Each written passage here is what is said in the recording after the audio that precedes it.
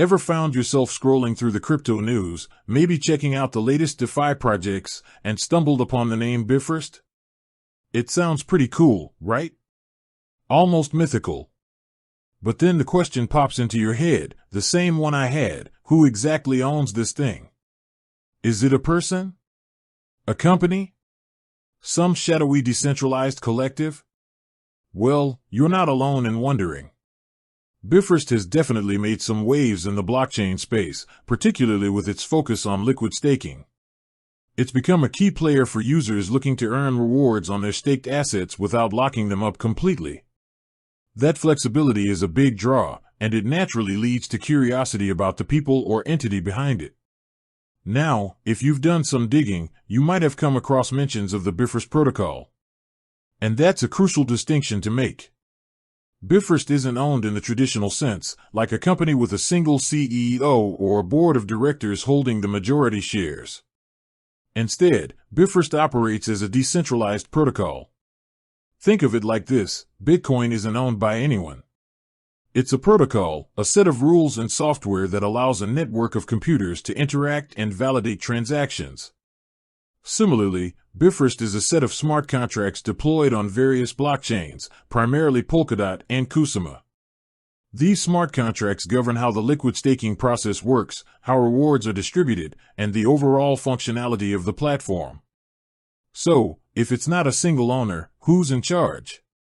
The answer lies in the community and the core team that initially developed and continues to contribute to the Bifrost protocol. This team, often referred to as the core developers or the Bifrost Foundation, though the exact structure might evolve, played a vital role in creating the initial code, launching the protocol, and fostering its growth. However, the key here is decentralization.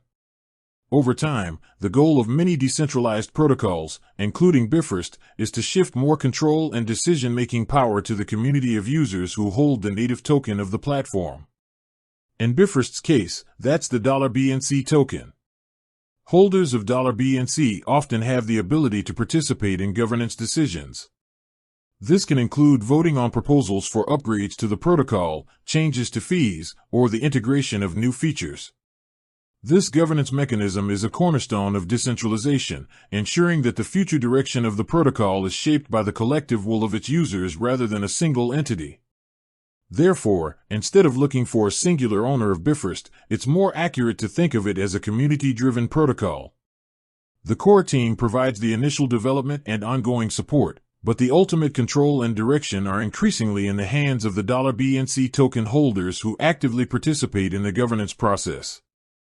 This model of decentralized ownership is a fundamental aspect of many blockchain projects.